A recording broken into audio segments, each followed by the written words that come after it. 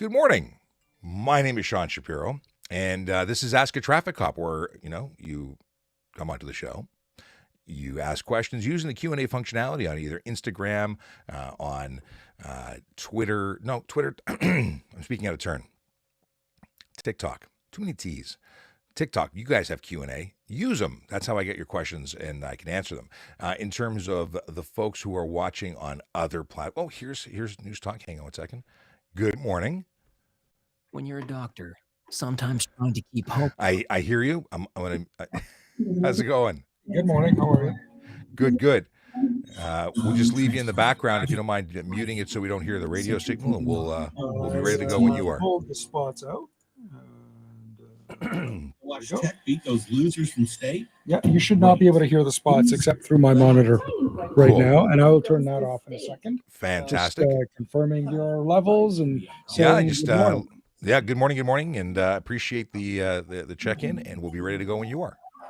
All right, sir. We're up in 3 minutes, so I'll turn off my monitors. You will hear radio silence until we're ready to go. Fantastic. Cheers. Okay, how's TikTok hearing me? How you love the wall call. This is a fold-out green screen that I picked up for next to nothing. It has a tripod. It just works. So that's covering up the fact that I'm not in my regular location today. Can you tell? No one notices the big green screen. If you're watching on YouTube, I've actually got a virtual background going. So Chase noticed the virtual background. Yes, I don't have a pool, and what is that, lawn free? It was just whatever the stock image was. I just grabbed it. Because I wanted to try the technology. Do I have that ability here on Instagram? I think and TikTok. I think I do, but based on camera angles, we're not messing around. We're just, this is a today only kind of situation. Okay, we got some people asking. Colin in particular is looking for information about becoming a member of the Toronto Police Service and recruiting information, and we'll get into all that sort of stuff in just a little bit. Very quickly, I will tell you we are actively hiring. www.tps.ca/careers will get you all the information you've ever wanted to know and more about becoming a member of our service. So check it out. Now, for the first half an hour of the show, we're going to be talking, we're going to be answering your questions that are traffic related with Jerry Agar on News Talk 1010 in Toronto. So that's going to be the first thing that's going. Once we get through that, we'll talk about all sorts of different things. So if you can hang out till 10, then we will discuss and chat about other stuff. And yes, no uniform today because I'm not I'm not on the police station this morning. I am elsewhere. I'm doing this remotely. It's very exciting. Okay. Let's see what we got. Big Jeff Fresh with a hey yo. Actually, we got a bunch of messages. Lots of folks coming in through the other platforms today. We have Ryan Pinn. Good morning. Good morning to you, sir. Jacob with a good morning. And we have Akela Draconis. Tracy Bell. Haven't heard from you in a while. Good to see you. Stony Creek is gray this morning. Yeah, it's kind of yucky outside. Kind of chilly. Big Jeff Fresh noticing the shirt is different. Yeah, this is my I can't get into camera there. Actually, I can. I can just my traffic services polo. Yes, my coolness is real. You should take a photo of your studio to have a normal background. I probably would have done that had I had anywhere near time this morning. It just didn't, my prep didn't go to plan. So next time I use a virtual background, I'll have a fake my own space behind me. Let's see here. Oh, Kayla uses a green screen to play slideshows of his vacation photos. Awesome. Chase wants to know if he can get this shirt at the 808. 808 is the Toronto Police gift shop, and no, it's not available for sale. In fact, this was just a sample. That we didn't even make them in gray. We made them in black with black logos. I'll wear that one a different day. But we were experimenting for my trip out to Saskatchewan that I didn't go on. I tried a different shirt because I don't want to wear the same color every day. Okay. But Jacob does like the polo shirt too. Cool. All right. Let's see what's going on with some questions while we have a few minutes to go. We should be coming in at any moment. I think they're just on commercial break. But let's see what we have. Here we go. There we go. See, I said it and it happened. You're listening to Jerry Agar on the iHeartRadio Talk Network. And joining us, as he does from time to time from his TikTok daily broadcast, the TikTok traffic cop, Sean Shapiro, at Traffic Services on TikTok. Good morning. Good morning. Good to be back. Good to have you along. Let's just jump right into some questions. Here's a pretty interesting one that was texted in. Do cyclists have to stop for school buses when the lights are flashing? Absolutely, just like any other vehicle on the road, they have to stop and wait until the flashing lights and the stop sign go in and turn off. They're required to. Yes. Okay. Well, cyclists think that the traffic laws don't apply to them. Many of them do follow the rules, and a group that are very identifiable by their lack of following the rules don't, and that's the problem. We have people who, it's the same thing with motorists. We have the majority do, and then we have these folks that drive us crazy when they break the laws. All right. Now, there's another question, actually, that's bicycle related. Are these bicycle carriers on the backs of cars hiding the plate? Is that legal? They are not legal. You cannot obstruct your plate. And what should be happening, although it's very common in Europe, it's not common here. People should be removing their plates and affixing them to a carrier position, either by zip ties or if you've got a high quality bicycle rack, it'll have a place for your plate. Oh, really? Oh yeah.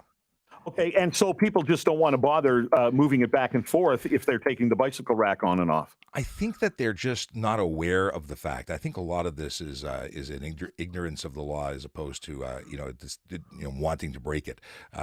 For some people, they're popping it on quickly, taking it off, and that's not an excuse. But listen, this isn't the focus. It isn't something that we're pulling over everybody with a bicycle rack to enforce this. But it is a problem. If you're on the 407, you're going to get a ticket for obstructing your plate to avoid toll charges.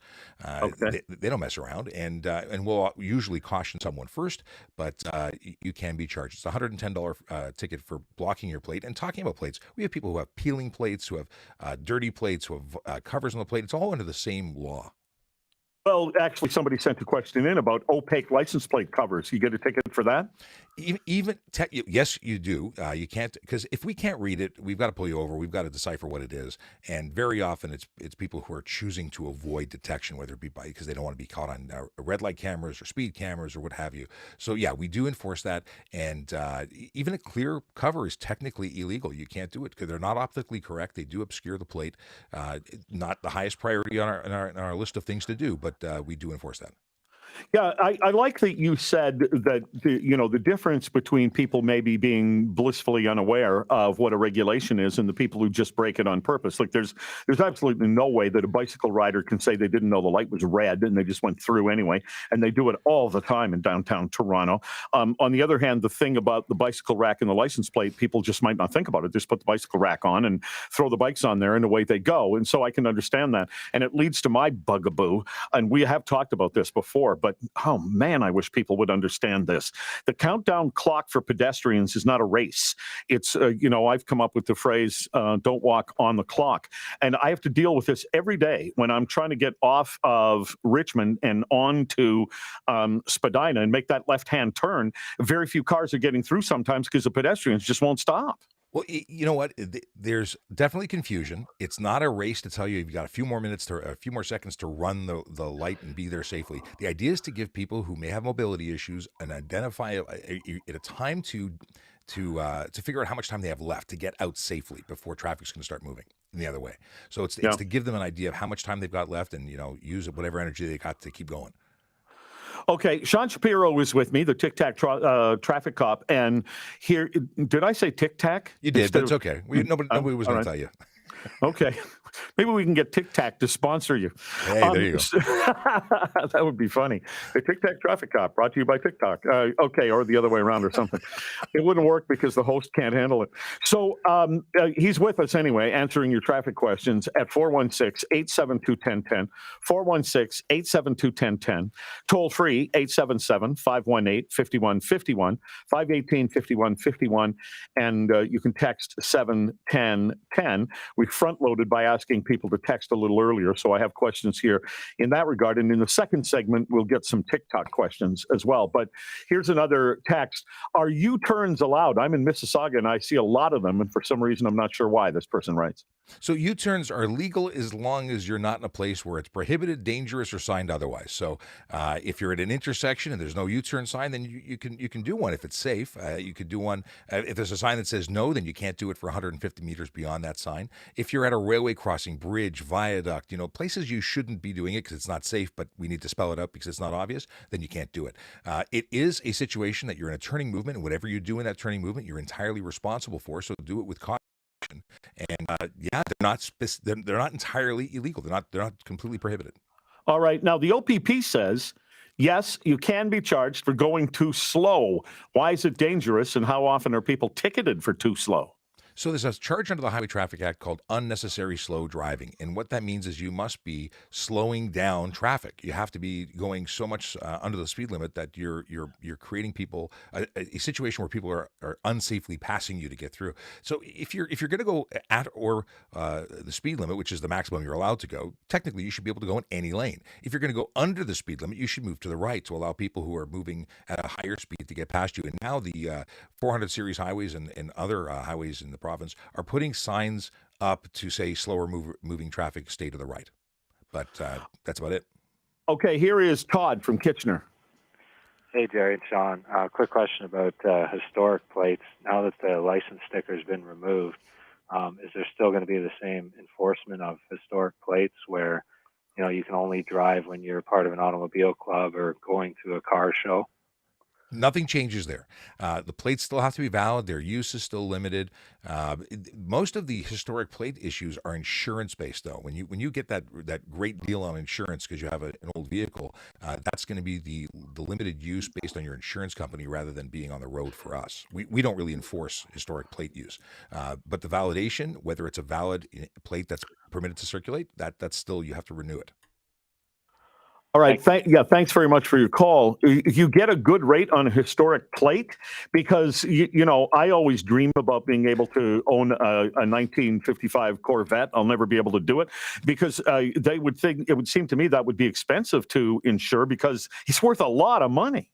Oddly, well, I looked into this, and many vehicles that are 30 years old and some that are unique but and less than 30 years old qualify for reduced rates by some insurance carriers. But they do, and I looked into this. I had a 97 Jeep that if it was anything other than a Jeep, it would have qualified. But sadly, my vehicle didn't. Anyway, it says you can go to car club meets and to the ice cream. That's sort of the description when you car club meets and ice cream. Yeah, really silly things. But they're saying very occasional use.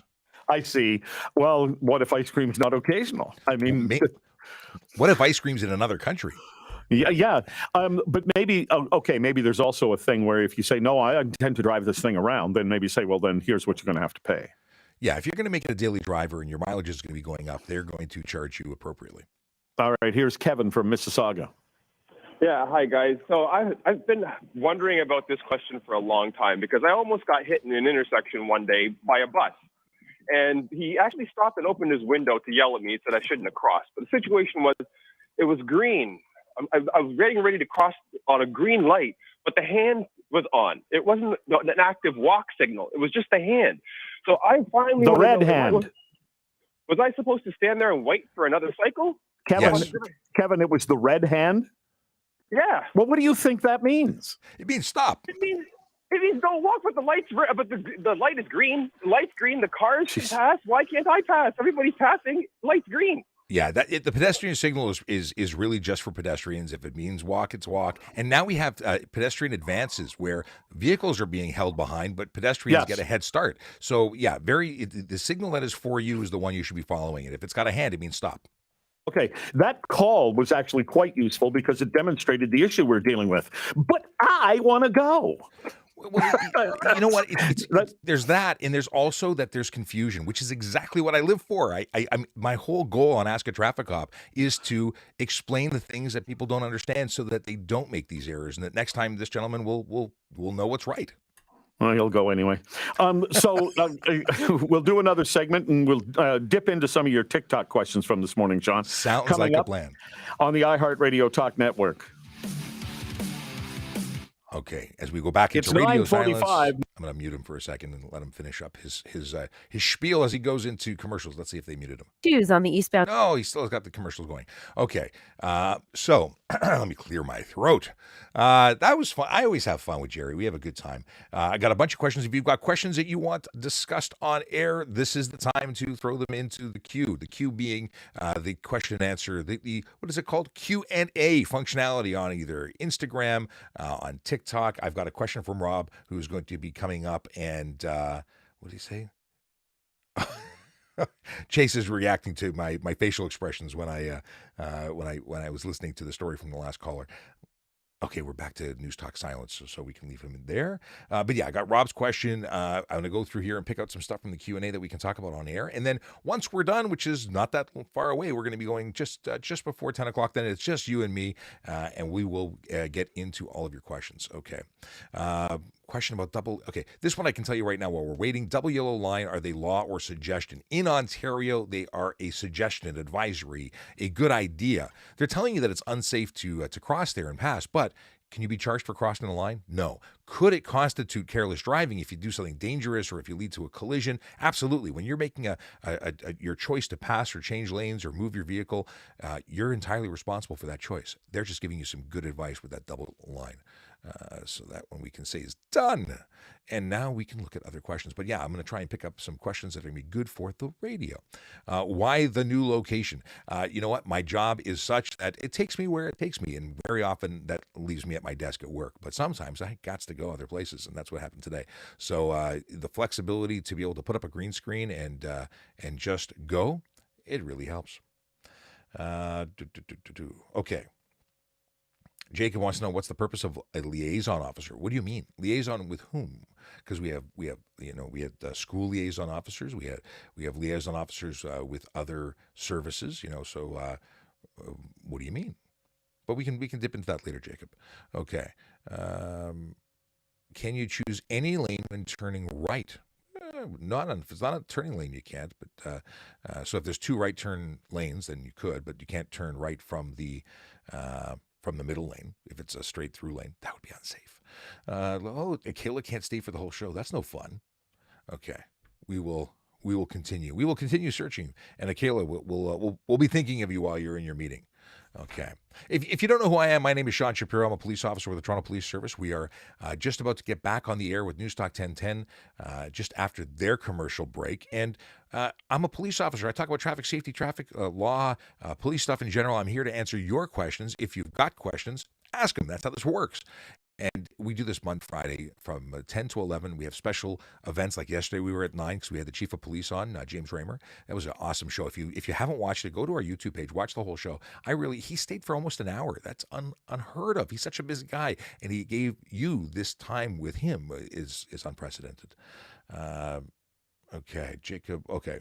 Oh, Jacob's got to take off too at 10. So, okay, we'll talk about it later, Jacob. We have so many folks, and I thank you so much for those of you who come back every day and spend time with us. I really appreciate you.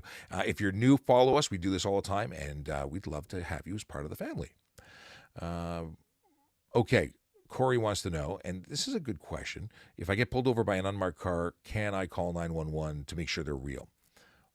We talked about this on the air. I'll talk about it briefly here. If you really don't think they're a police officer, sure you can. You can call 911 to confirm. Chances are they're in uniform. If you didn't think their uniform looked legit, you could ask for their warrant card, their badge, to see their badge. If they didn't have that or you didn't think it was appropriate, then you could still go to the next level and call 911.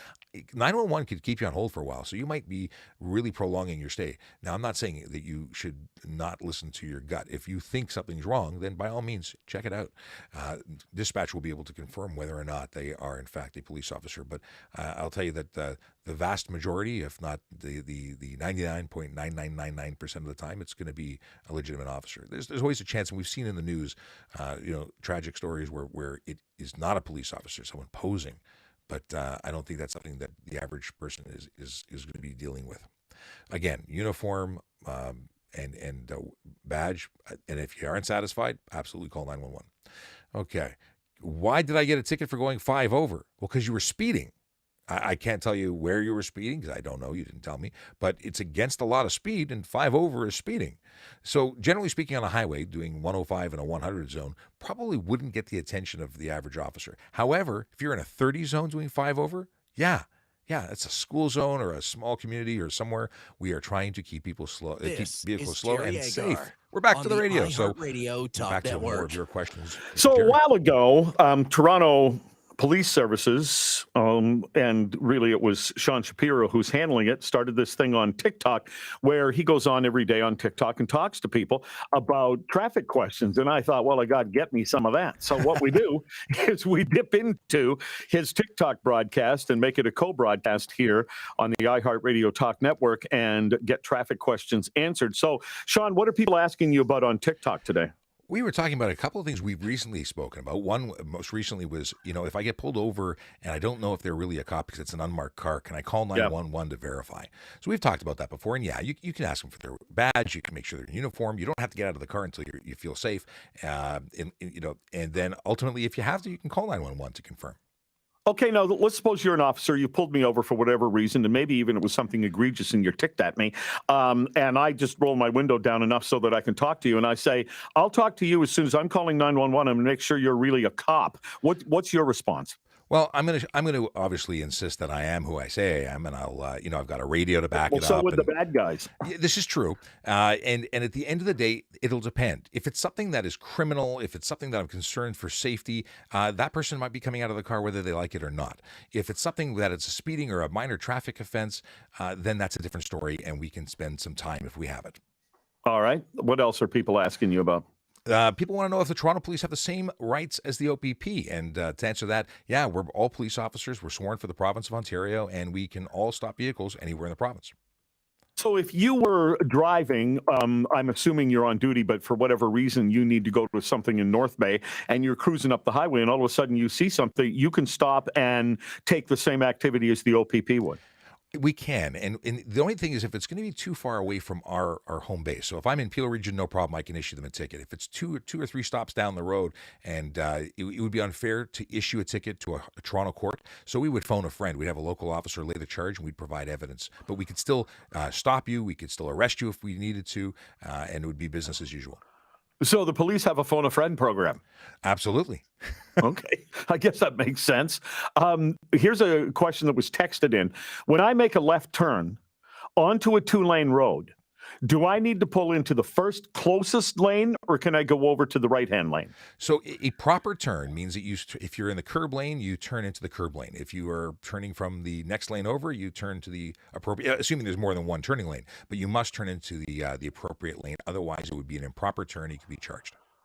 Yeah, I've run into that situation when I'm making a right-hand turn and a person from the other side is making a left-hand turn. We're both making a legal turn, and I'm turning into my first lane as I make a right-hand turn, and I've had people get mad at me because they think I'm getting in their way. Yeah, there's a lot of entitlement and a lot of misunderstanding as to what rights are, and they don't know they're wrong, and they're busy being angry at you for it. All right. Here's a person who writes, I don't understand why there aren't red light cameras at all intersections all the time. Well, you know what? I'd be happy with red light cameras everywhere, only because you only deal with them if you break the law. What I do find interesting is the number of people who have recently asked me why they're getting red light camera tickets for turning right on a red. And my question, of course, is, are you stopping before you come and make that right? And the answer from back is no. So there's a lot of people who don't understand that a right turn on red requires a stop prior to making their turn. They have to stop and make sure it's safe to complete that turn. But people don't understand that for some reason. Yeah, unless there's a no right turn on the lane on red kind of notice, but that's different, I guess. Well, no, I was going to say no right turn on red is if they proceed, but that wouldn't trigger a red light camera. The red light camera means you're traveling at speed as you go around that corner. All right. In Ontario, what is the minimum age for kids to sit in the front seat of a car? So there is no minimum age by law. We do suggest, and the experts in healthcare say, stay in the back seat until you're 14, and that's to make sure that they're safe, that their skeletal development is that they're going to be able to deal with the impact of an airbag and deal with crumple zones. It's just safer to be in the back seat. That being said, to get out of a car seat or a booster seat, they have to be 8 years old, 80 pounds, or 4'9", and that's not to be in a rush. I'd keep your kids in a car seat as long as possible. 14? 14 till you go to the front seat. It's not a law. You can technically be in any position, but to be the safest option, back seat till 14. Yeah. Well, of course, a 14-year-old is, a great variety. I mean, you could have a small kind of light-boned 14-year-old, or you could have a kid that looks like he should be playing in the CFL. They're saying it's a blanket thing. Obviously, you do what you think is right, but it's suggested by the pros. All right, here is Jason from Vancouver. Thanks for calling. What's going on in Vancouver? Not too much, No? Jerry. Thank you for taking my call, sir. Thank you for making it. What's your question? So I have sort of a technical traffic question for the officer here. My question is, what do you think that the fact that police officers are put in a position where they're able to decide whether or not someone has freedom, that there's a disproportionate amount of nasty individuals who decide to get into that? Okay, that is not what you told us you were going to talk about. So he's gone. Okay. Actually, what he said he was going to talk about is actually not a bad question. So I'll pass it along. Okay. And the question is, can you get a ticket if your car stalls like under an overpass or something and you can't get it out of there right away? If your vehicle wasn't roadworthy, could you be getting a ticket or have an issue with an unsafe vehicle? Sure. But if your vehicle just conks out and you maintain it and otherwise it's in good condition, it shouldn't be an issue. People have issues. People run out of gas and parts fail. So that wouldn't be against the law in that case. What we would want you to do is stay in your vehicle with your seatbelt on and call for help. What we'll do is we will come out and assist by putting a car with flashing lights behind you so that you don't get hit. But the worst thing that happens, and we see it all the time, is people get out of their cars and stand around staring at it like it's going to start again, and that's how people get really hurt. Well, you're just not staring hard enough. That must be it. Yeah, it must be it. Here's a text message. I've noticed there are a lot of dump trucks and trailers in the left-hand or center lane driving nowadays. Should they not be in the right-hand lane where slower traffic moves? So if they're traveling at the speed, if they're not, slowing down traffic, and I don't mean the speeders, I mean people who are lawfully going at the speed limit, then they're entitled to be in any lane unless there are signs prohibiting them from that lane. So many highways, many roads will say no trucks in the left lane, but that's not on all, and it's not exclusive, across the province. And another person writes, can a cop ask for my ID at a ride check if I show no signs of being impaired? So under something called mandatory alcohol screening came into effect in Canada in 2018, and now anybody who is operating a motor vehicle and has been stopped lawfully, which could be for the purpose of checking to see if you are sober, can be subject to a screening test, which means we'll make a demand and have you blow into a roadside screening device, and that is absolutely lawful and mandatory. If you refuse, you will be charged under the criminal code for refuse. It's the same consequences as if you failed. How long are people generally held up when you do a ride stop?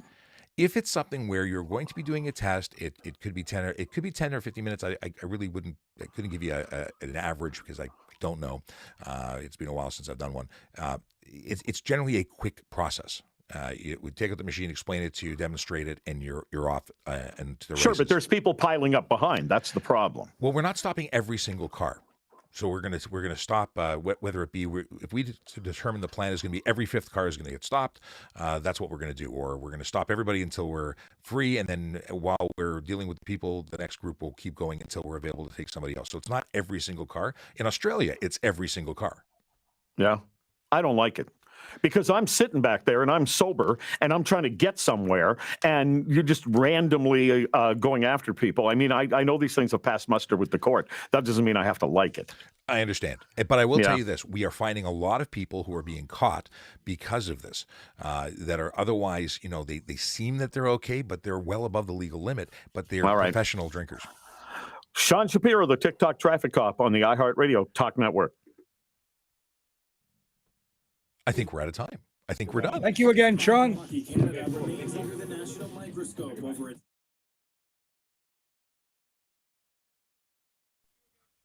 My pleasure. We'll catch you next time. Take care. Restore connection. Somebody on YouTube, we don't know which platform it is, but YouTube, I'm getting a report that one of the streams is having connection issues. It would be nice if they told me which stream, but I don't know. Well, we're going to keep on going. Seems like we've got some stuff going on here. Chase says he came by TikTok just to see how the stream looked on TikTok. No, yeah, it's actually a green screen. There's no secrets here. Green screen. So let's go back to advice for someone going through the recruitment process because Colin was here. It was the first question of the day. And the deal is, if you're interested in becoming a police officer, now is a fantastic time. Police services across the province are hiring. Toronto Police might be the best one. I'm a slightly biased person in that particular situation, or that, and that's, I like what I do, and I like being here. It's the big show. So the deal I can tell you is this: apply. www.tps.ca/careers. All the information of what you need to know right now. Let's see here. How do I know if I have an outstanding ticket? You can contact the Ministry of Transportation, and they'll probably tell you that if you really have an outstanding ticket, you're going to be told that you are possibly, maybe suspended. If you really have outstanding tickets and it's been a while, that's a problem. I'm going to turn we're already down to 720. Yeah, I don't want to go to low. I'm told there's a little bit of lag, so I don't. Or actually, Chase has lots of lag. Let me know is it YouTube that has lots of lag? I want to fix it if it's a problem. Let me know. All right.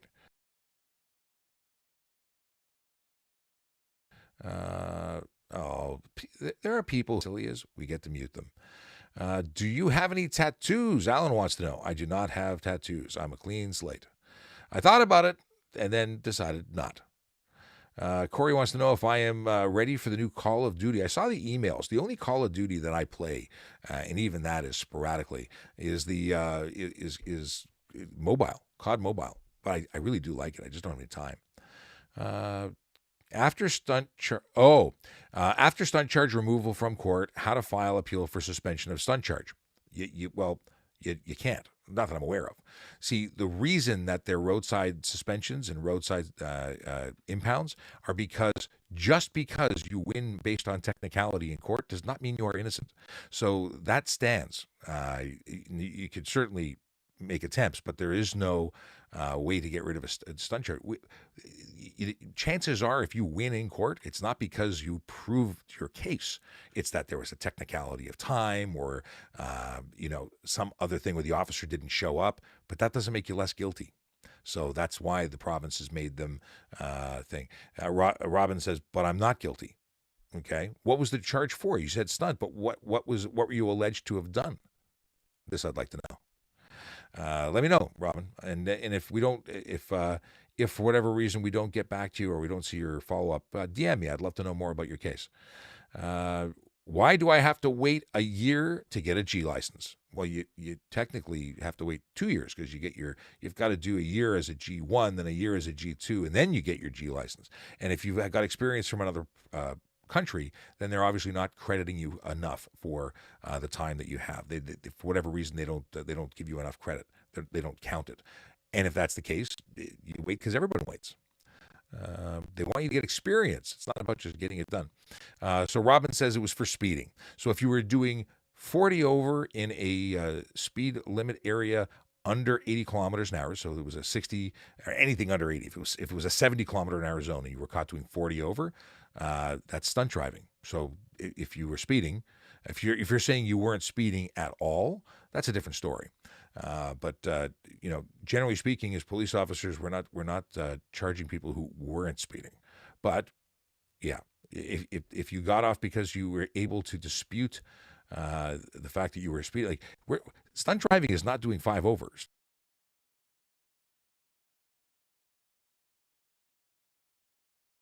Stunt driving is a significant amount of speed over. Okay. Got a ticket, opted to fight, haven't heard back.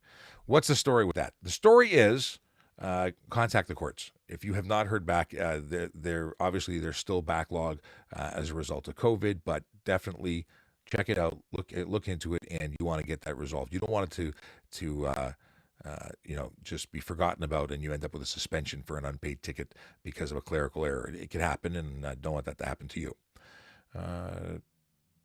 Can cars move to a green bike lane to make a right? It depends on the design of the intersection. If it's a hash mark leading up to the intersection, and the green paint is on the ground, that is actually to tell people that bicycles are there and cars are there, intersecting in those areas. You have to do it with caution, obviously, and you don't want to hit a cyclist because we want to protect our vulnerable road users. The whole idea of bike lanes. So if it's a hash mark area and there's a green paint there, yeah, you can pinch the curb to make the right. Obviously, you have to make sure it's clear and safe to do so. Some intersections, they may have the paint, but they have a solid line. Don't cross over that because there's going to be confusion between you and the cyclist, and you're going to end up getting into a collision. Okay. Why do cops pull you over for no reason and then just say they're making sure you're sober? Well, we're entitled to pull over a motor vehicle to check if you're licensed, to check if you're insured, and to check if you're sober. Those are 3 things we can do. And to make sure that your vehicle is mechanically sound. That can be done for anybody, anytime, no other reason required. So it's not for no reason. That is a reason. Let's see here. Is using a CB radio distracted driving? So there's yes, because it's not covered under the amateur radio operator exemption. So if you're a licensed ham operator, you can use your handheld communication device. You have a license and you're entitled to. CB radio is not covered under that, and you are not allowed to use your handheld communication device. A radio is still a handheld communication device. It's distracted. Even if it wasn't, it's distracted driving, and it leads to collisions. So don't do that. And who uses CB? I have a CB. It's sitting in a box. I have a realistic CB. Like Realistic used to be Radio Shack. I bought one because I was worried they weren't going to make them anymore. And, what was it going to do? It's still sitting in a box 25 years later. What is this? How do you test a person for weed? Well, I'm assuming it's smoking a green thing, TCH. So the deal is we actually have a device that will analyze a butyl swab they'll swab your mouth, your cheek, and from there they will determine whether or not you have an amount in your system. Additionally, we can do something called what is it called? It's called a roadside sobriety test. We can do that if you perform poorly, or we could just make a demand for a drug recognition expert, and and you can do tests with them, and they can make a determination what family of drugs you're in, or that are in your system. And you'll also do a breath demand, have you do a breathalyzer to rule out alcohol. So a truck driver isn't allowed to use a CB radio. That is correct. You can use it with a remote PTT and a headset or a wired speaker, but you can't use the handheld unless things have changed. But I don't think they have. There was at one point a temporary exclusion. I believe that's all expired. How long does this suspension stay on my abstract? So points come off your license 2 years after the date of the offense. Your record is 3 years off after the date of the conviction, and a suspension really stays on forever. But generally speaking, they are only looking at the last 4 years, from what I understand. That's what they have access to. It's about 4 years. What are the laws of liability when merging when? And of course, TikTok doesn't give you enough characters to actually flesh out a question. The answer is, because I'm going to extrapolate what I think you're asking, how does it work when you're merging into a highway, into a lane? Well, you're changing lanes, so you are responsible for the movement of your vehicle. If you cannot safely merge, don't merge. You have to yield to the traffic that owns that lane, which is the lane you're entering. So that's a thing. Now, something that drives me bananas is the fact that when you are driving and you get into a merge lane, people choose to jump in at the beginning. It's a 500-meter lane, let's say, and they're just trying to get into the first spot. Ride till the end. It's called a zipper merge. You go to the end of the lane, and then you get in. And if you have to come to a stop, you do. But if you, especially in traffic, more often than not, you're going to be slowing down if not stopping. But you go to the end of the lane. Don't try and jump into the beginning. People create so much traffic because they have no idea what they're doing. Okay.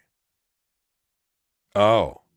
So you're saying that, so this is following up for Alan, you're trying to merge and the person moves forward, accelerates to, and then stops. Do you mean that they're trying to block you from coming in because they're horrible people? It could be stunt driving. That could be stunt. That at very least, you're not allowed to prohibit someone from making a lane change. That would be stunt driving, in my opinion. It actually reads that way into the Highway Traffic Act. But it's a community thing. Roads are community space. Nobody owns it. I mean, technically, you own the lane for the purposes of liability when you're in it. But why people think it's a big deal to let someone in, I'll never know. But I will charge someone if they do the wrong thing. 403 has signs not to cross HOV lines, but the signs are more than 150 meters apart. Could you cross the line at 200 meters? Chase, you come up with the most wonderful questions. Don't cross the lines. It's just don't cross the lines. I have not measured them. I don't know what the story is, but the OPP will charge you, so don't do it. Let's see here. Pass an ambulance if you're doing the speed limit ? If their lights are active, no, don't pass them. Just stay away from them. Don't be in a rush. Now, chances are they forgot to turn them off, but don't do it. It's bad karma. Why do city buses have so much power on the road? I'm not aware of any power that they have. The only thing they have is that you must yield to them, and if you choose not to, then you could be charged. Obviously, they have power that you can't pass them when, at least, well, I'm thinking more along the street cars. You can't pass their open doors, and that's not power to them. It's trying not to kill pedestrians. Just saying. What is the proper way to signal at a roundabout? You signal out. You don't signal in. Yes. So you're following the curve of the road as you enter, which you obviously have to yield to whomever is in the roundabout.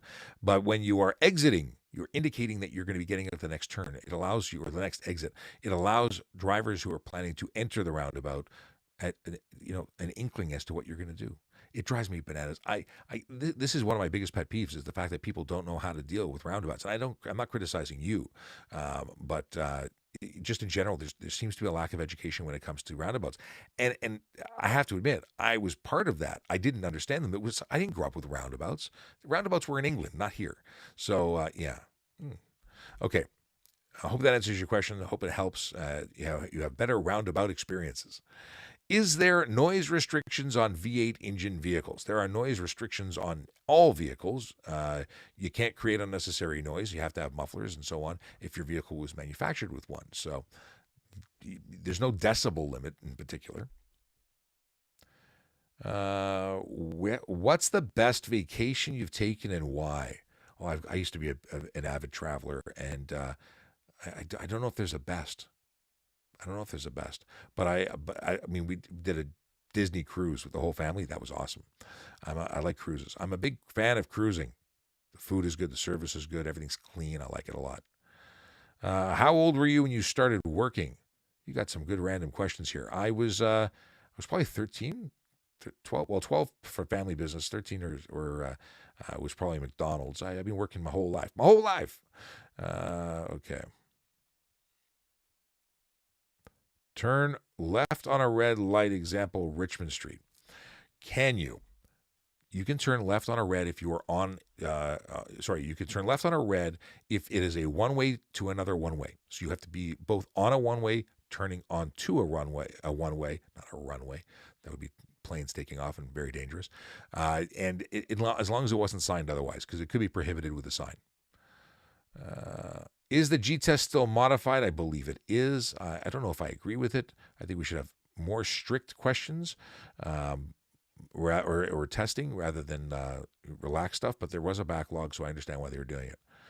Why do all school buses stop at railroads? It's a requirement under the law. The idea is to listen for trains. They have to open their door and listen, is my understanding. And it's not just school buses, it's all buses. If you ever see a TTC, they're supposed to stop at them too. At least that's my understanding. What is this? Can use the emergency roads that cut across the highway. Can who? I can, as a police officer in a police car. Obviously, it's not permitted for you for civilian use. You can't just drive on the emergency access. It's an emergency access path.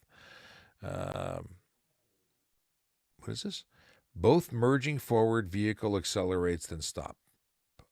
Yeah, so this is Alan talking about people blocking their ability to merge. It's just a D move. Is it legal to pass police on the highway? Well, if yes, if you're not speeding, because if you pass me on the highway, I'm going to ticket you because I am not speeding, and if I am speeding, because I'm legally allowed to, if I'm monitoring traffic or trying to enforce, cell phone use, and you pass me while I'm either at the limit or above it, I'm going to pull you over because that's just silliness. Why would you blatantly speed and pass a police officer? But if we're doing less than the speed limit, pass us. There's nothing preventing us, assuming our emergency equipment is not on. What is this? Why am I getting it? We got a lot of this. Let's see what's going on here. Let me refresh. Maybe I've got boom, boom, boom, Q&A. All right. Can I pass on the right on a highway? Well, a highway is any road in the province of Ontario. They're all highways. If you're talking about expressways, if they're multi-lane highways, you're not technically passing. You're overtaking or going faster in lane 2 than lane 1. So that's not prohibited. When the passing on right law is when you're passing in going onto a shoulder or around a vehicle that is planning to that's either signaled or slowing and stopping to make a left turn. And that could be unsafe, and that has restrictions to it. So, depends. How do you make a right turn with a bike lane? Carefully. Yeah. Depends on the bike lane. There are bicycle lanes that are, there's cycle lanes, cycle tracks, and sharrows. There's 3 different types. And then each bloody one has a different construction path. And I mean that like there are bicycle lanes, and in 20 different intersections, you might have 20 varieties of the way that they are designed. So you have to be cognizant. You have to look and really know what you're dealing with. And at all times use caution, because cyclists really are going to be as confused as you are. Right, they're going to be assuming that they're safe, and they may not be. Now, here's the best way to go. If there's a hash mark, meaning there's a dotted line and a green, well, regardless of green paint suggests that everyone should know that there's going to be a mixing of traffic, cars and bicycles. But if there's a hash mark at the intersection, pinch the corner, go to the curb. The cyclist can go left or pass you around you safely. That way, you're not holding them up. If there is a solid line, if it's like a cycle track, whether it be blocked by physical barriers, stanchions, or barricades, or just a solid line, don't pinch the lane. Make sure you do a proper shoulder check and make sure it's safe and clear so you don't hurt anybody when you're making that turn. And that's about it. It's really simple, and at the same time, I understand where the confusion's coming from. Citizens arrest rights in Ontario. Well, citizens arrest is a Canada-wide thing. It's based on the criminal code, not a provincial law, and you can arrest for an indictable offense that is found committing. Let's say you find someone murdering somebody, or assaulting somebody. Technically speaking, if you find someone beating somebody up, well, yeah, that's an indictable offense. You could arrest them. Now, I would tell you that you should be very cautious and maybe not get involved, and your involvement should probably end at calling 911. Now, if you see someone that it is really, there's a considerable risk of loss of life, obviously you do what you got to do. But that's being a concerned citizen. I don't think anyone would be trying to arrest, more or less, trying to save the other person's life and getting involved. The concept of citizens arrest is dangerous only because you're putting yourself in liability. Doing the right thing comes with liability. You're responsible for your actions. If you do the wrong thing, but you think you're doing the right thing, you might find yourself getting sued. Just saying. So use caution. But you can look up there's going to be a ton of information about it. But this is where security guards use citizens' powers of arrest. They don't have expanded powers like police or special constables. So when they make an arrest, it's a citizen's arrest. Just make sure you're not doing it wrong, because again, lawsuits. So you might end up they might end up owning your house if you were wrong, if it was an unlawful arrest. Be careful. If trucks are governed, why is it I see well over? Well, you have people who come from out of state or out of province. They may not be governed where they are, and then they drive here and they're temporarily here and they are not governed. Or they disable the governors because they're they think they need to go more than 105. The truth is, nobody should be going over the posted speed limit. Speeding is illegal.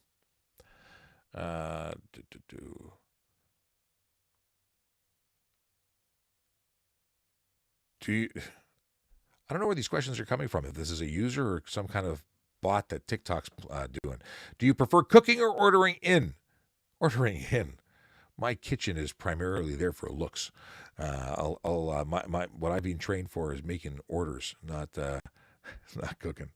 I think I just don't know. Hang on a second. What's this? No, it's an actual user. Okay, with no bio. My ticket pending court date is past 2 years. So, used to be that you could make an 11B application if you were at a 1 year mark. I believe because of the pandemic, it became a 2 year mark. If it's beyond 2 years, it might be something that the courts deem permissible or not. You need to talk to the courts. You may have to go to court and make an 11B application. That's basically saying that you were forced to wait too long. You didn't have a speedy trial. How are we accountable when police are not? Corey wants to know. Well, police are the most accountable, despite your allegation that they're not. We have tremendous oversight, both internally and externally. So anything we do is going to be questioned, and anything we do that is found to be incorrect, wrong, or otherwise offensive, trust me, we hear about it. Your suggestion is false. But you're welcome to your opinion. I'm just telling you it's wrong. Okay. But listen, I like the conversation, so I appreciate you, Corey. Let's see here. Oh, this is fantastic. Questions like this are gold. What exactly the minimum, sorry, I'll read it again because I misspoke. What exactly the maximum speed on the passing lane? The passing lane's maximum speed is that of the maximum speed on the highway, which happens to be the posted limit. So if it is 100 kilometers an hour on the 401, which in most places, I think if not the entire 401, it is, then it's 100. You can't do 101. You're not allowed to speed. Passing is for passing vehicles that are traveling at below the posted speed limit. Wow. Shocker. And you know what? I am making fun of you, Oliver, but at the same time, it's such a common belief that you're allowed to speed, and you're not.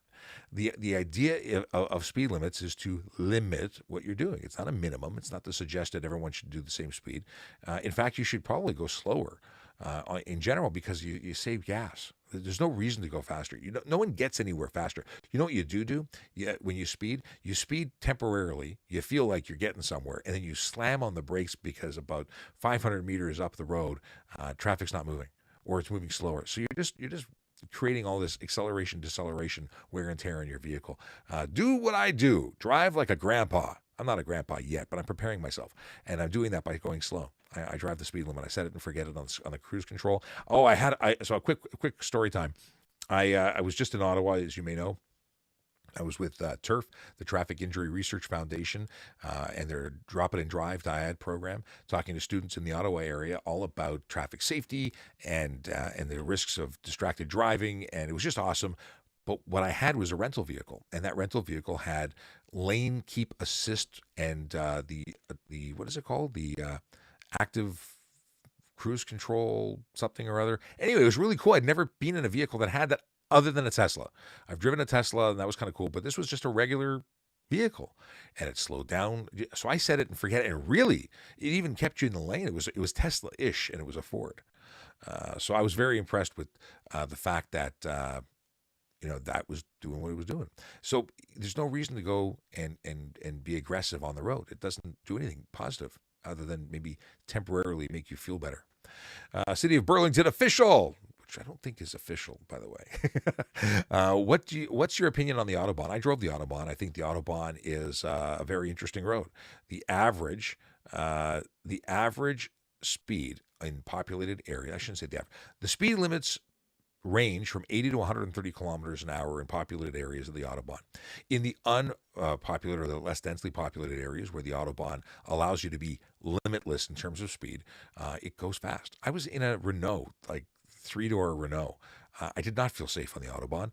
I don't think my vehicle was capable of going fast enough to keep up with the vehicles that were passing me. In any case, it's said to be very safe in there. It's incredibly heavily enforced. If you are speeding in the populated areas and exceeding any of their posted, whether it's 80 to 130, you are getting hammered. Whether it be electronic enforcement or police presence in person, they've got lots of motor officers. They go bananas there. They do enforcement, and I like that. I'm all about enforcement. But when you talk about the unregulated, the do what you want to go as fast as you can, have you seen debris fields that span many kilometers? Because that's what happens when cars explode on impact. They just Lamborghinis, Porsches, performance vehicles are not designed to crash. They're designed to go fast, not stop when they hit things. I mean, at least not stay in one piece. So bad things happen. Yeah. How to get out of jury duty? Corey wants to know. I don't know, man. I'm actually not permitted. I don't think I can sit as a juror because I'm a police officer. So I am exempt, but I don't know. I can't give you any tips, my brother. I don't know. Are exhausts with valves that open and close illegal? Bypass. A bypass exhaust that basically circumvents a muffler is illegal. Now, race modes. I don't understand how they get around this, and somebody who knows more than me will have to explain it to me. But based on the law as I read it, a Corvette, or any vehicle that has a race mode, track mode, that would bypass the mufflers would be illegal, but apparently not because they're approved, right? Citizen Burlington official says Autobahn police are crazy. I can't speak to that. I don't know. I was not stopped with my 3-door Peugeot or Renault. Was it a Peugeot or Renault? Now I've confused myself. Can you ask to see the radar when you're pulled over? You can ask anything. You may not get the answer you want, but you can ask. If I have my laser hanging from my shoulder strap, which I have a sling that I use, then I'll show it to you. But the truth is, I don't have to show it to you. It's not a legal requirement. It's not something I'm obligated to show you. It's something that I might show you if you ask. And why is that? Well, a couple of reasons. It depends if I have a handheld unit or if it's in the car. If it's in the car, you're not going to see it because A, I'm not inviting you into my car because I'm not asking you to get onto the road and get out of your car, walk down the road with traffic. It's not safe. Alex, hey. If I've got the device in my hand, I can show it to you, but it may not hold the speed that I'm charging you for. Let me tell you why. Let's say you're coming down the road and you're doing 160. Okay. I take my first reading, I got 160. And then I take a second reading and you're doing 80 and a 60 because you see me or traffic is bunching up and you're slowing down. Well, I can still charge you for 160 because I did recognize A, that you were speeding, B, I confirmed my approximate speed or my what is it, the belief of the speed. I approximate, what's the word I'm looking for? I can't remember the word I'm looking for. I'm having a word missing day. But in any case, yeah, I get you with the first reading, it's 100. I do another, it's 80, and I still want to charge you with 100. I can do that. Okay. Can Toronto police pull you over on a 400 series highway? Yes, we can. And likewise, a OPP officer can pull you over in a Toronto street. Does turning signals have to be orange? No. Turning signals, they have to be red or orange. In fact, the only light you can project rearwards on your vehicle are red and orange. You can't make them white. That would be illegal. What is acceptable speed in Quebec for speed 122 ticket? Acceptable speed is the posted limit, period. There's no acceptable above the posted limit in any province. Individual officers will have their own thresholds as to when they decide to lay charges, but that doesn't mean it's lawful to go over the speed limit. You're still breaking the law. Where to get tint exemptions in Ontario?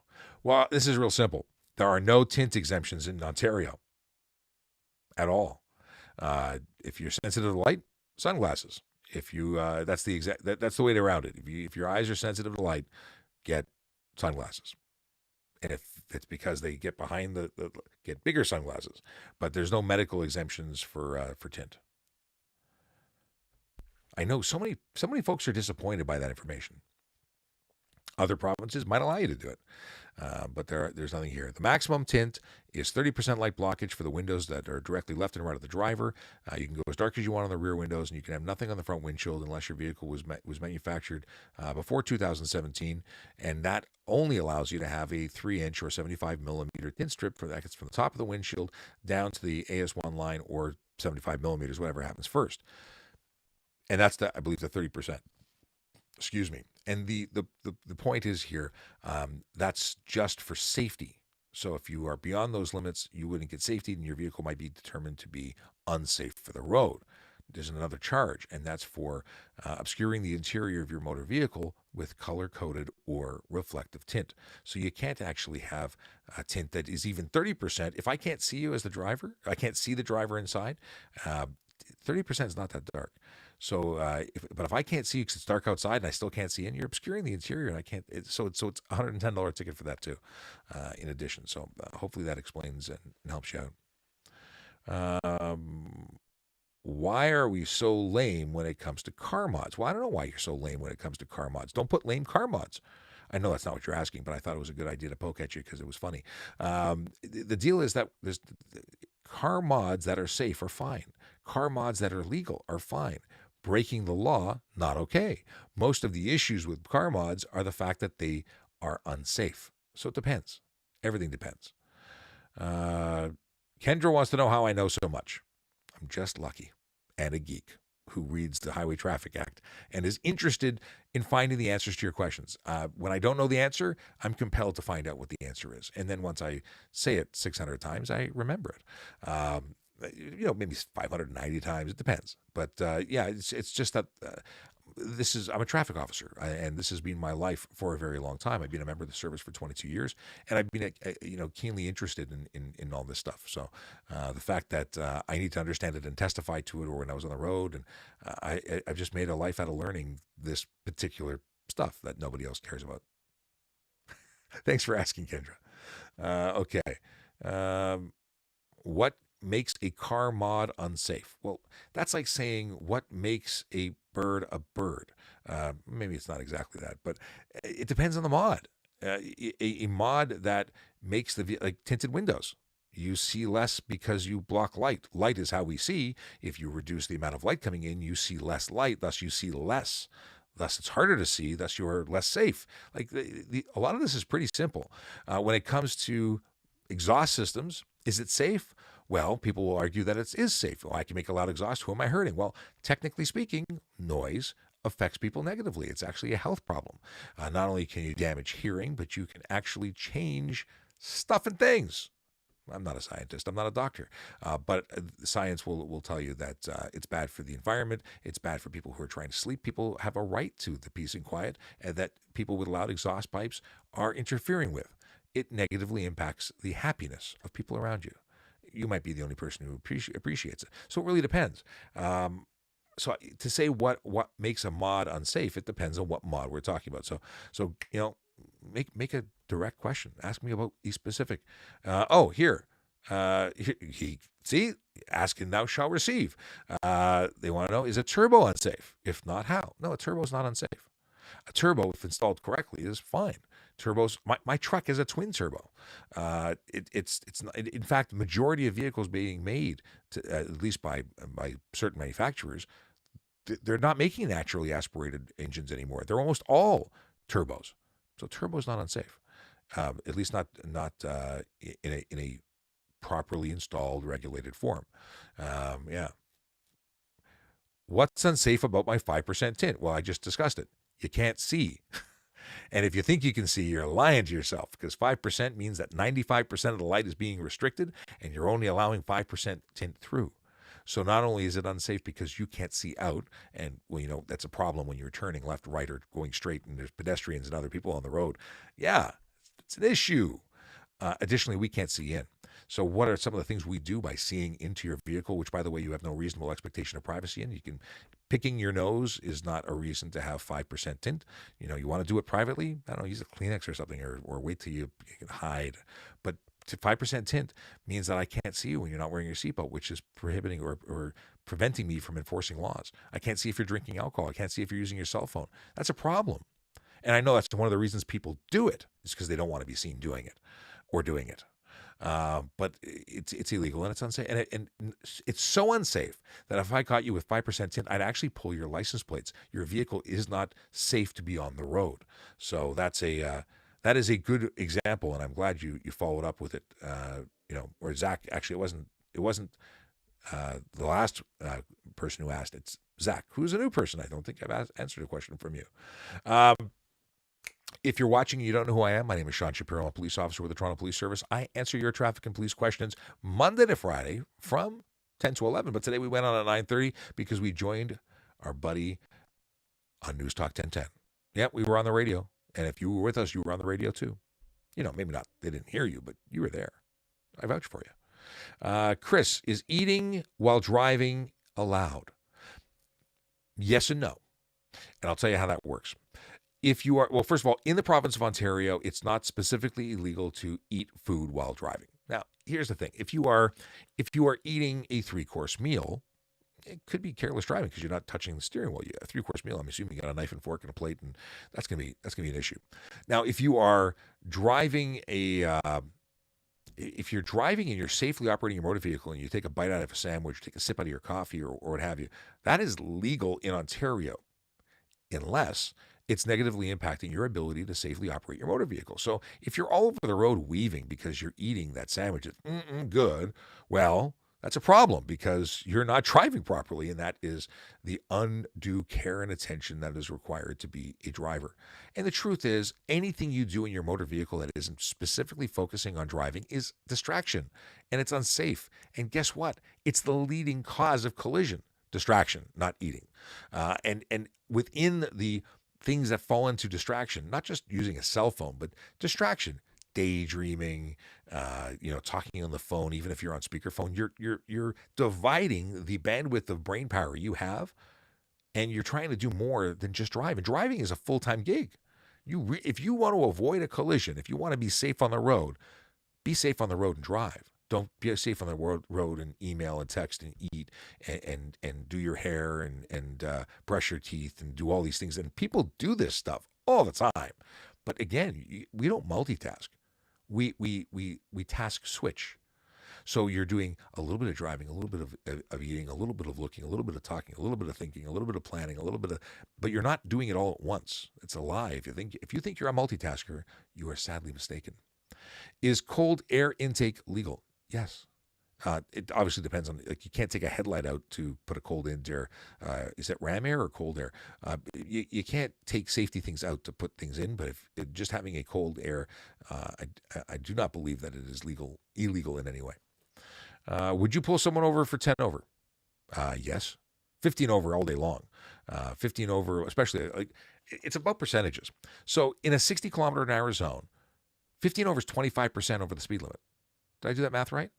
Yeah, it's 25% over the limit. 25% over the limit is awful. I'd pull you over daylight without hesitation, and I would charge you with no restriction, with no reduction. There's no dropping it. That's 15 over is 25% over the limit. That's a significant speed differential to traffic that's doing lawful things. So when you talk about 10 over, okay, that's not 25% over the limit, but it's still speeding significantly. At 10 over at 100 is different than 10 over and a 30. 10 over and a 30, you're getting a ticket. Yeah. Because you're breaking the law. 1 over is technically speeding. The difference between 1 over and 10 over is the calculation to figure out how many dollars you're going to be fined, because it's based on for every dollar over. And I got to tell you that every province has different rates. We're the cheapest in Canada. We give you a discount when you speed here, and I think we should raise our rates because we have more tickets probably issued than anywhere else, and people are not getting the message because they're continuing to break the law. So maybe we should do things like, I think it's Alberta. Here, it's $110 if you run a stop sign. In Alberta, it's $400. I like $400 over $110 because it's 290 more reasons not to do it again. There you go. Did I do my math right? No, I didn't. Did I? Yeah, $290 for 40. Okay. I quit. Yeah, I questioned my math. Simple math. Still questioned it. Because I wasn't prepared for that skill testing question. Okay. Is drinking water at a red light a crime? We just covered it. No, it's not against law in Ontario. But in Alberta, apparently it is. You can't drink and drive even water. Why do you treat car mods as victimless crimes? We don't. There are victims. I just finished explaining, if maybe you're new to the channel, I just finished talking about the fact that modifications like to an exhaust negatively impact communities. So it's not a victimless crime. It's very much a crime that leads to victims. Additionally, many mods make it unsafe. Well, if you're making your vehicle unsafe, that's got victims because people get hurt because of those, not the mods. It's what happens because you modified your vehicle that's made it unsafe. People who, change the, what's the word I'm looking for? Well, they mess with their tires. They drop their suspension. They it's not can't. My vocab is out the window today. In any case, it's camber. When you camber your tires, your wheels, and then you change the contact patch with your tire on the road, you've made your vehicle less safe. So, yeah, I'm not suggesting that car mods are. You probably typoed it. You probably are suggesting that car mods are victimless crimes, and then I'd be disagreeing with you instead of agreeing with you. But anyway, and follow up from the same person says it's impossible to keep the speed from 1 kilometer over. Oh, well, here's the easy thing. Drive under the speed limit, and then you will never reach the speed. See, if it's 100 kilometers, the maximum, and let's say I made a speed limit, and I'm going to give you a fictitious, hypothetical, sci-fi kind of answer. If at 101 kilometers an hour, a laser came out of the sky and destroyed your engine, you would not do 101. You'd be doing 95 to make sure you didn't go 101 because the laser from the sky was going to stop you. Well, because people know that they aren't getting a laser from the sky, people do 101. They do 120. They do 130. The consequence has to be there. So it's not impossible to prevent you from going 101. You just have to be more serious about keeping your speed low. It's all on you. You're the driver. You have choice. I like that. I've never used this scenario before. I think laser out of the sky is going to be a whole bit that I do now.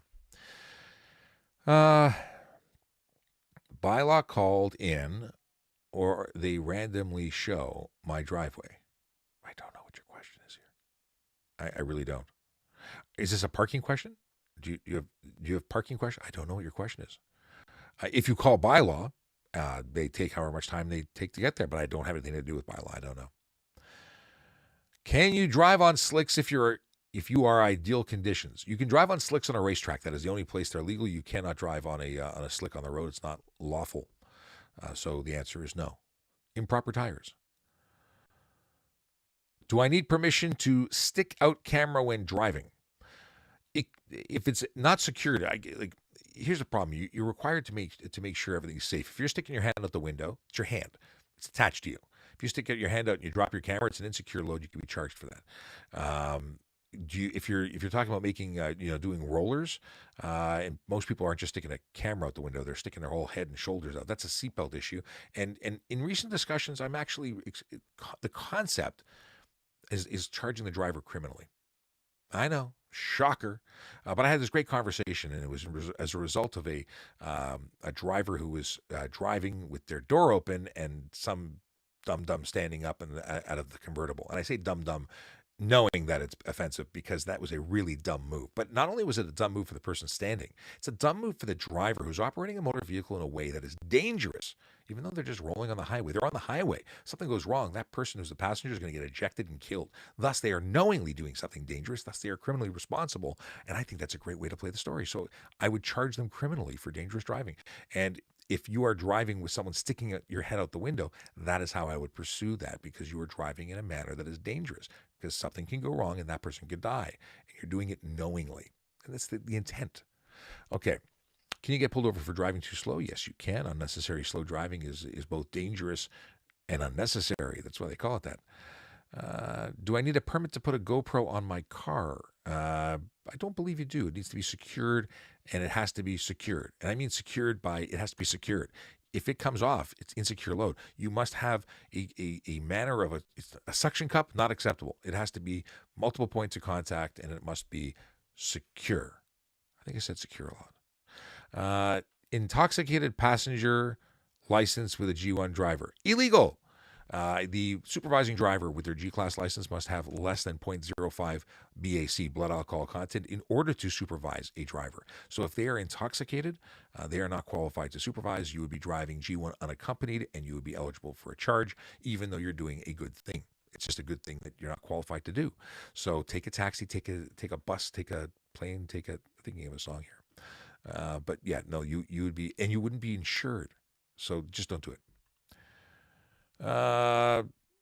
Instructor told me 90 unsafe, 120 is safe. Well, your instructor maybe shouldn't be an instructor because they're telling you to speed and break the law, which is unsafe. And if they're telling you to do that, they're really not teaching you the right thing, are they? 90 is safe. In fact, and if it's raining, almost every curriculum in the planet that I'm aware of says reduce speed by 10 kilometers an hour. This is driving school curriculum. Young drivers is where I went when I was 15 years old. They told me go 10 kilometers under the speed limit in the rain. Now, I appreciate we're probably talking about ideal conditions. The speed limit's the speed limit's the speed limit. There's no permission to go over. And because everybody else is speeding doesn't make it okay. So he may have an opinion, but that's his opinion or their opinion. Corey says GoPro actually legally needs to stay inside car.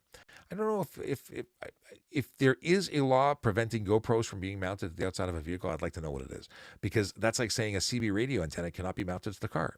There's no law that says you cannot affix something, but it must be affixed. It must be secure. So Corey, if you have law that says you have to keep a GoPro inside a car, please let me know. And I'd love to know, because I'm all about learning new stuff.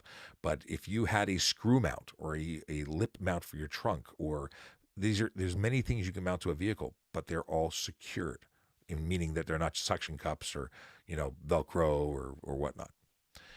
Glenn Evans says you're doing a great job. Well, thank you, Glenn. I really appreciate it. I do. We do this. We do this, and we love doing it. And I say we, but it's really just me here. But I'm very supported by the Toronto Police, and I wouldn't be able to do this without their support. So this is something we're all very passionate about. We want to keep the roads safe. We want to keep you safe. We want to keep you ticket free by educating, letting you know all the ins and outs, so that you don't do something you didn't know was wrong. And there seems to be a lot of that going around. I was talking about this with Jerry Agar earlier on, and right now, what time is it? It's 10:46.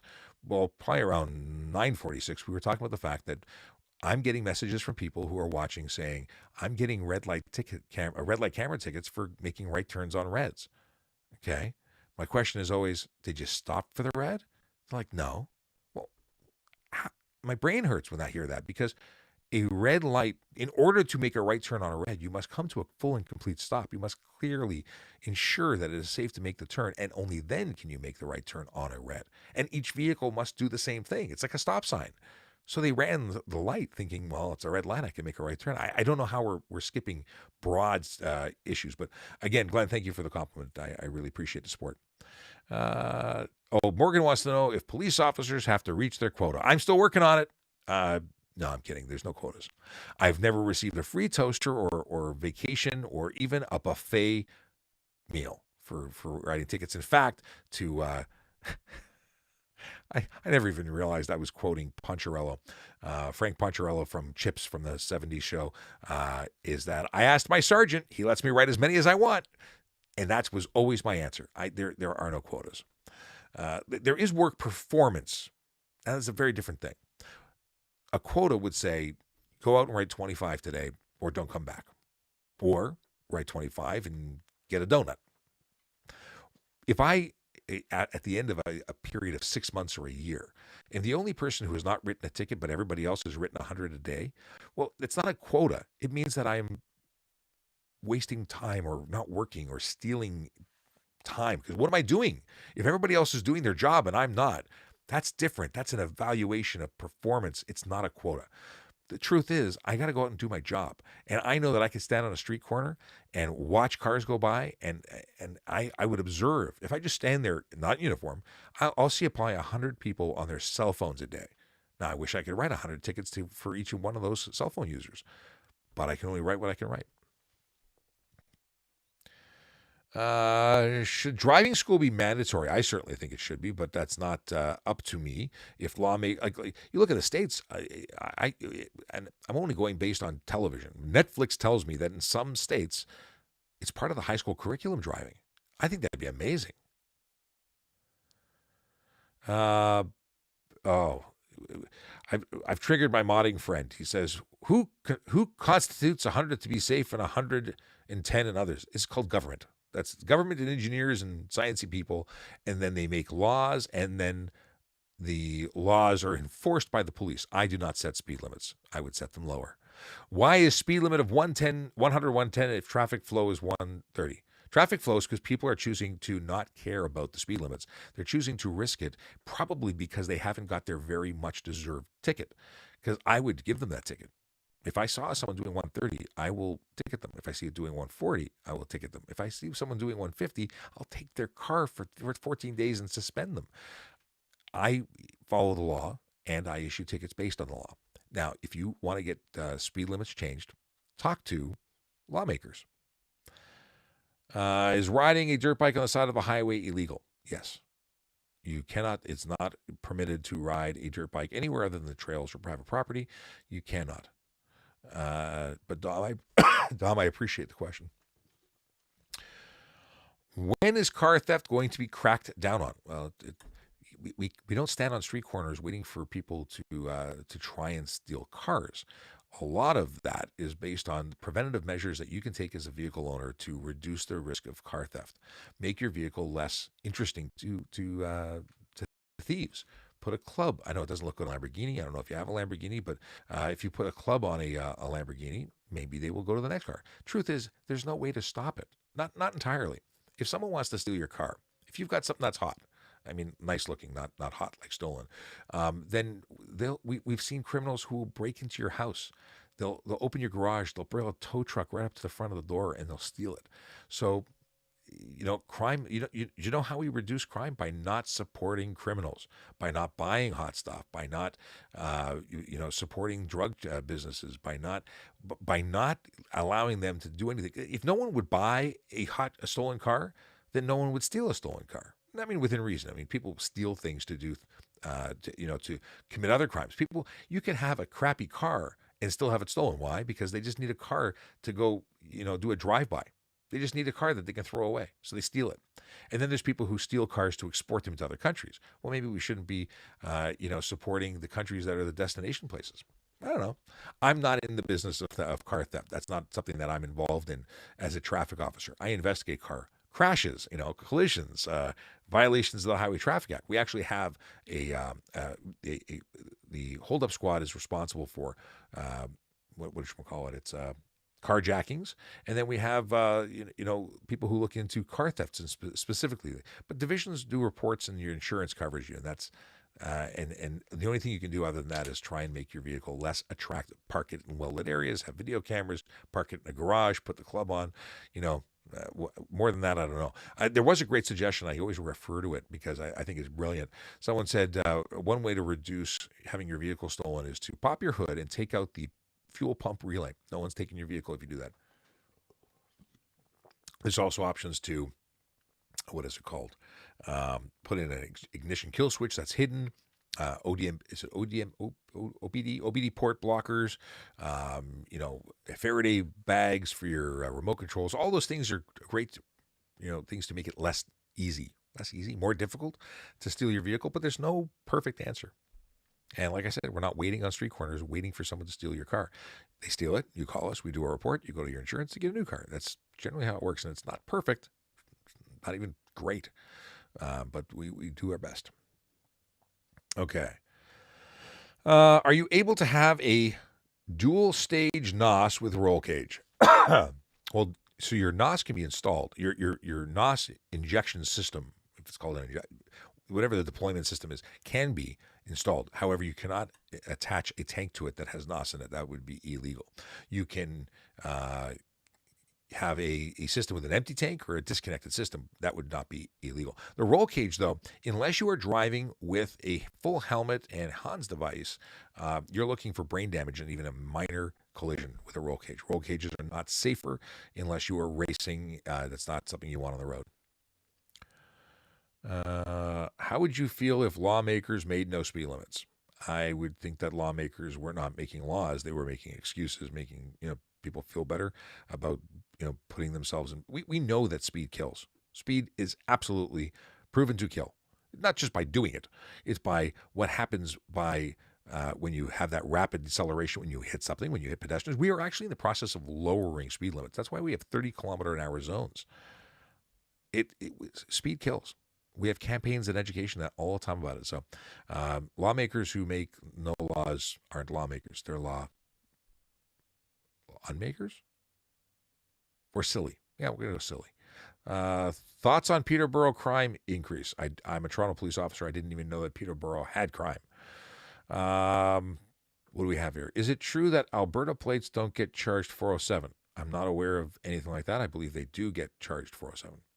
I think that there are signs that say we will mail you a ticket. Don't think you're getting away with anything. How safe are the pregnancy adjustable seatbelts? I don't know. I wish I knew. I do not know.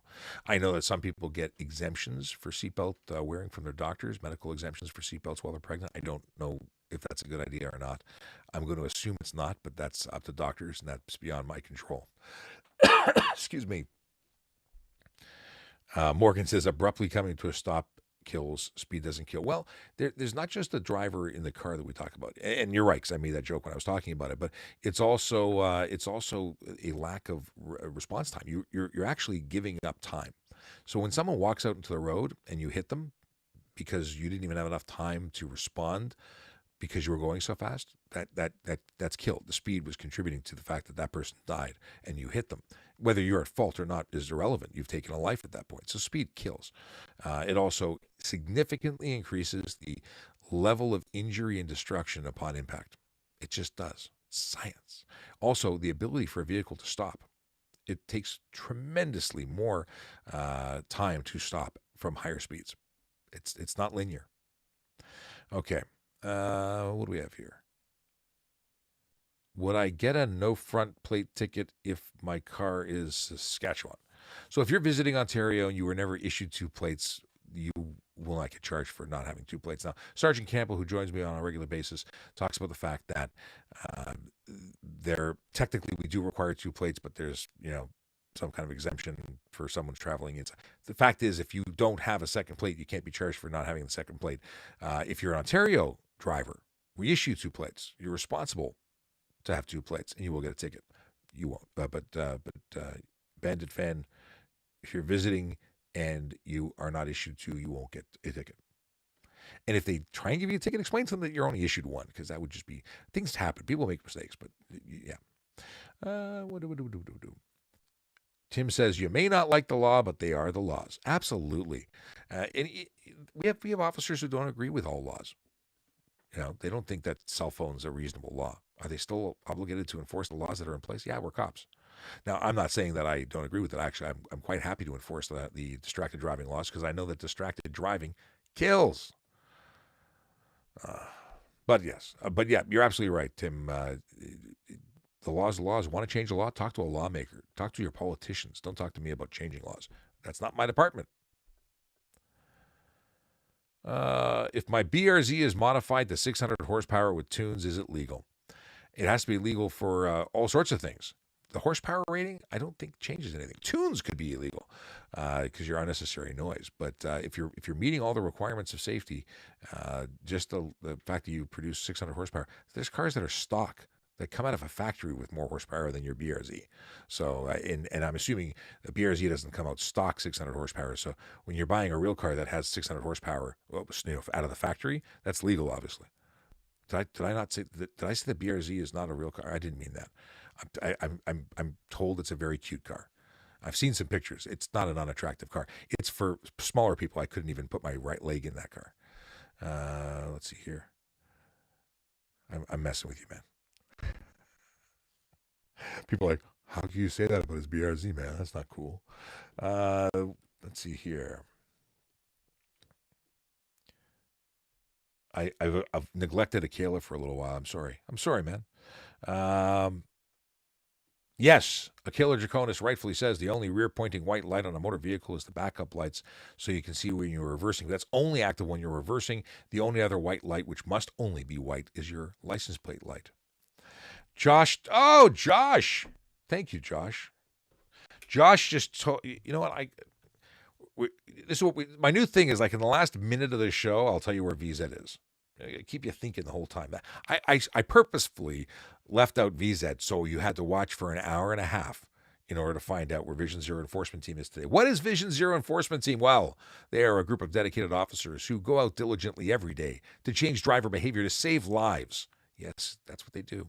They do it one ticket at a time, no hugs given. They are today, October 27th. They are in 22 Division and 33 Division. That's the Etobicoke West Mall, Queensway, Etobicoke, Parkwoods, Donalda, Bayview Village, York Mills. Those are neighborhoods where real people live. People who want to be safe. People want themselves, their families, their loved ones, their children to be safe every single day. They want to send them to school, to work, and they want them to come home in one piece. And that's a fair thing. And what our statistics, our big brain sciencey people have said that those divisions and those neighborhoods that I just listed are places that need more attention right now, today, because people are choosing to engage in activity that is putting risk to the people that are loved and are cared about by the people who live in that neighborhood. So what kind of behaviors are we looking for? We're specifically looking for those who choose to speed, those who choose to drive aggressively, those who choose to drive distracted, and those who choose to drive impaired. I say choose because it doesn't happen by accident. It's someone making a decision to put lives at risk. It's unacceptable behavior. You're going to get a ticket. The goal is that ticket to be your last ticket. Change your behavior with that one unfortunate, not so nice feeling. And if it doesn't work, we'll give you another ticket. And eventually you'll lose your license or you'll have insurance that'll be too expensive for you to stay on the road. And if that's what it takes to keep people safe, that's what we'll do. Yeah. Question from Andrew. Hey, Sean, how difficult is it to get into the ETF? How many years of general policing do you need to apply? ETF is the Emergency Task Force.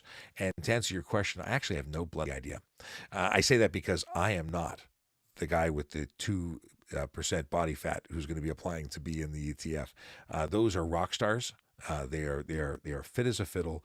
They are very good in what they do, and it is a very involved process. I have friends who are on the team or on a team, and they worked very, very hard, and it's very competitive. And they're there and have been there since they got on. They've been there for years. But my understanding is you have to be first-class constable at very least, and you really have to know what you're doing as a police officer before you start getting into a specialty. So how many years is that going to be? Well, fourth-class constable would suggest that you've probably been on for 5 to 8 years, and even then, you're still a rookie at that time, so you're probably going to be waiting a little longer.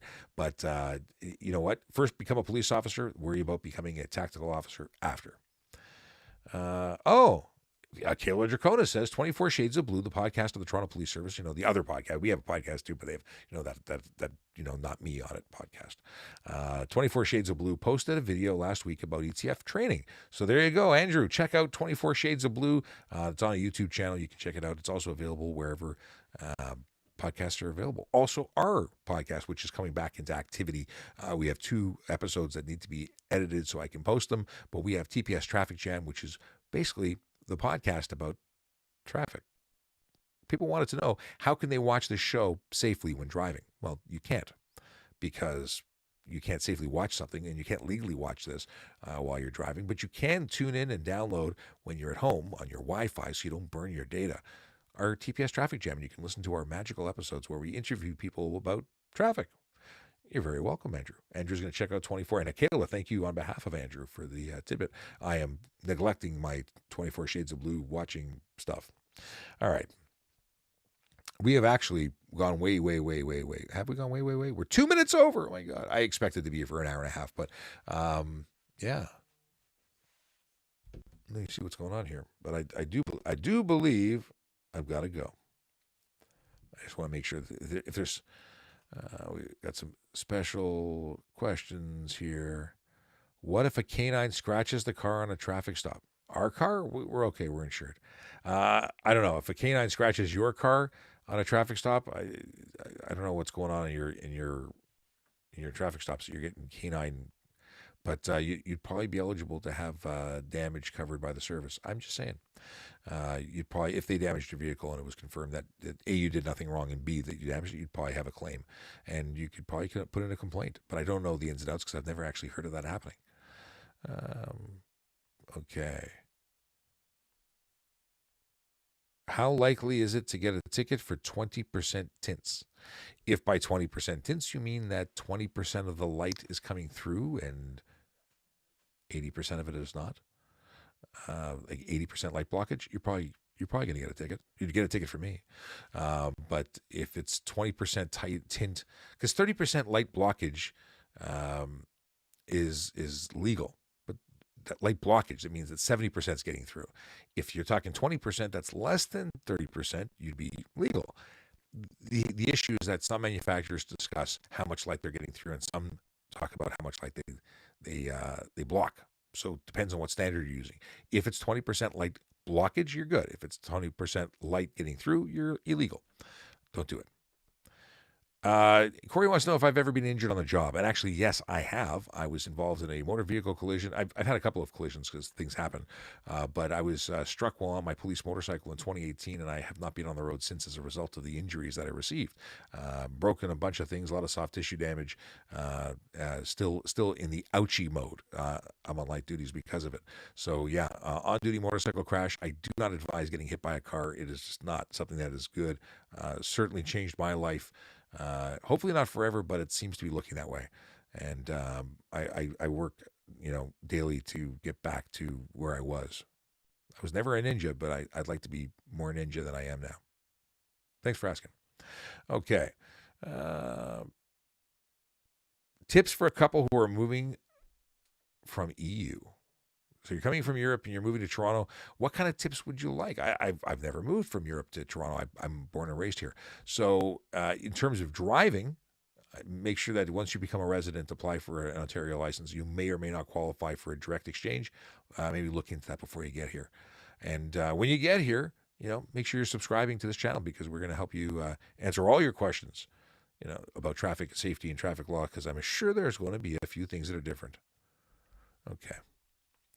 I'm scrolling through just to, okay, I got to answer this question. I cannot avoid it. It's actually, I'm contractually obligated. What's your favorite donut? Well, I can say no to just about any donut, just about any.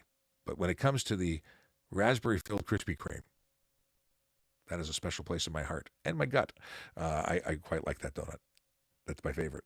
Now, we do actually have we San Remo Bakery makes an amazing raspberry-filled donut.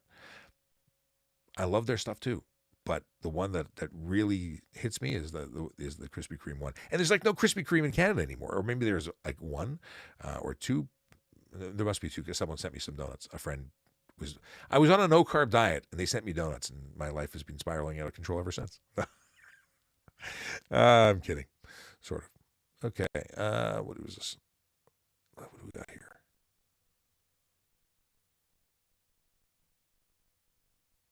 Okay.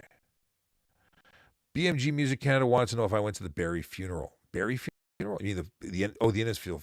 I did not, and I didn't not because I didn't want to. I didn't because I was in Ottawa. I had to be out of town. I wish I could have been there, but I had canceled my last out of town trip for work because of Andrew Hong's funeral, and I couldn't do this to cancel another business trip. So I was there in spirit. I did help out in terms of there was a memorial pin that I designed and helped get to them so they could raise money. If you want to support them and order pins, you can check out rememberssps.company.site. That will take you to their fundraising site for the officers, for the pins for the officer. You can also buy pins from the site for Andrew Hong's memorial pin by going to hm19.company.site. They're still set up. They won't be there for long. They won't be there forever. There will be an end date where they stop selling pins to raise money, but they're available now. Yeah, cool beans. It's such tragedy. I've really made an effort not to talk about it too much online, but it's unbelievable. Yeah, I'm still wearing my and I will forevermore wear this.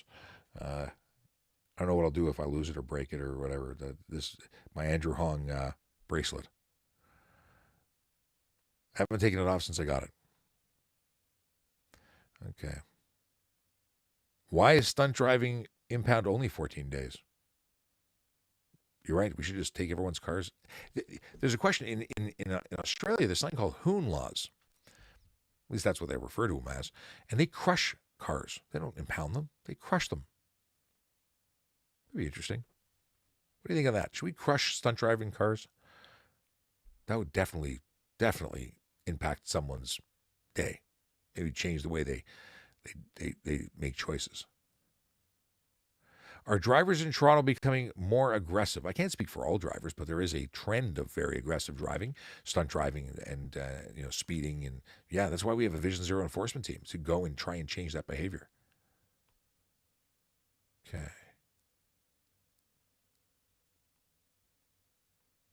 Can they impound your vehicle for a broken taillight? No. Yeah, the SMN stuff, I just saw your message here. I haven't seen any of their questions for a while, but Corey, you're absolutely right. They were spamming. It was fun for a while, but then they just, too many. Morgan wants to know if I can change the character limit for long questions. I wish I could. That's a TikTok thing. Write to them. Tell them. I'm just so happy that Q&A is even back because we lost it for like 6 months. There was some kind of oopsie-doo. Someone hit delete. I don't know why, but it was gone. And thanks to the TikTok team in Canada for getting it back. I really appreciate you. What do we got here?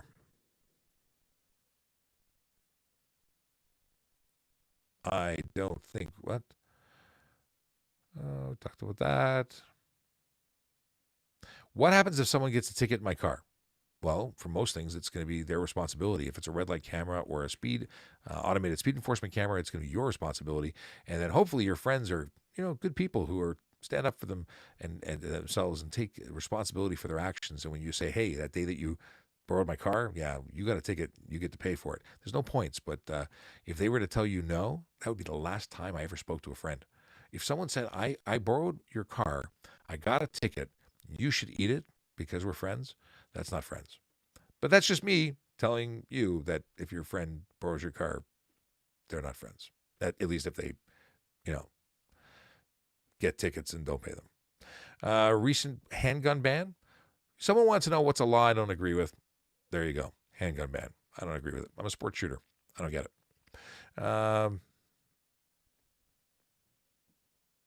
M2 going to expire in December, but I can't get it. The extension ends at the end of December. The only thing to do to extend beyond your 5 years, if you're expired now, or if you were part of the extension, would be to take your M2 test again, and then you'd be able to go again. Yes, glad Q&A is back. Yeah, so good. All right, I've gone 11 minutes over. I can't stay any longer because I got stuff that needs to get done, but I really do appreciate you. Thanks very much for spending time with us. If you don't already follow us, please do. We'll be back again tomorrow, 10 o'clock. That's what's happening for Friday, because Friday is the best day. And I hope you have a safe day. I hope you have a happy, not donut-filled day. Donut bad. Now I was talking about Krispy Kreme. Now I want one, but I'm not going to have one. Have a great day. Be safe out there, and we'll talk to you soon, like tomorrow at 10 a.m. I don't have a countdown button anymore. I need another mixing board. That's what I need.